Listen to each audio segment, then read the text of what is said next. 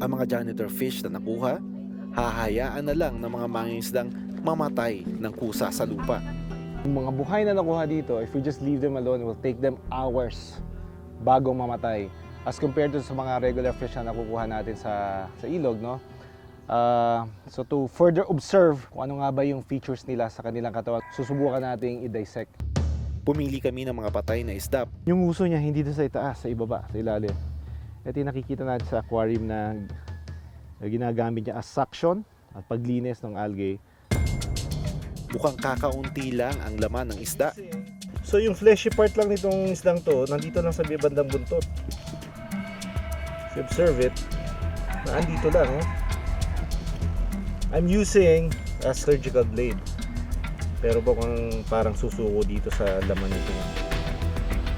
At balat itong isdang ito. Ganun siya katigas. Ayon sa Bureau of Fisheries and Aquatic Resources o BFAR, hindi rin maaaring kainin ang laman ng janitor fish dahil mayroong heavy metals ang kanilang katawan. Mataas yung heavy metal niyan kasi mataas na yung heavy metal doon sa environment. Kung yung environment natin hindi ganun ka-polluted, then hindi ganun kataas ang heavy metal content ng isdang yan. I'm gonna take this out. So obserbahan natin siya as yan, hihinga pa.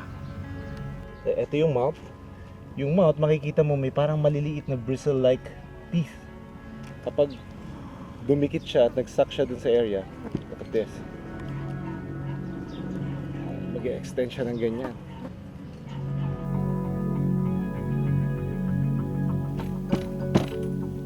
Ang pinaka-defense nitong hive na ito is yung kanyang skin.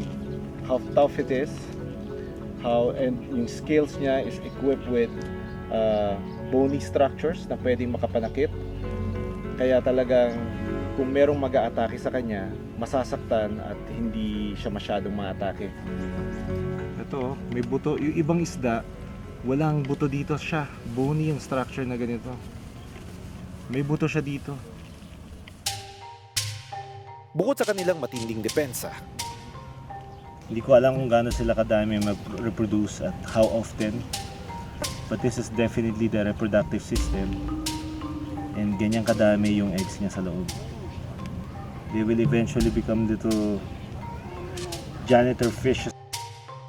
ayon sa pag-aaral, dumodoble ang bilang ng mga janitor fish sa loob ng 1 hanggang 4 na taon. Kung imamapa kung gaano nakalaganap ang mga janitor fish, makikitang narating na nila ang isang ilog sa Luzon. Nakarating na rin sila sa Agusan Marsh sa Mindanao. Worst case scenario is yan na lang yung matitirang isda dyan. So kung dependent tayo sa ilog for our food, wala na tayong ibang makukuhang pagkain galing sa ilog except yung janitor fish. May mga pag-aaral na maaari raw silang gawing plastic, fertilizer, at biofuel, pero hindi pa ito naipapatupad. Ngayon, ang focus ng ating task force ay yung knife muna. Pero hindi naman ibig sabihin na hindi din natin bibigyan ng specific attention yung janitor fish at iba pang mga invasives. It's just a matter of priority sa ngayon. Dahil siyempre, we can only do so much. We can only focus our attention on 1 or 2. Kailangan ma-solve muna natin yung major problem natin. Hindi kami magsasawang ipaalala. Hindi dapat kunin ang isang hayop sa kanyang natural na tahanan para alagaan. At kung may alaga ng exotic na isda, dapat siguraduhin hindi ito makakawala sa natural na katubigan.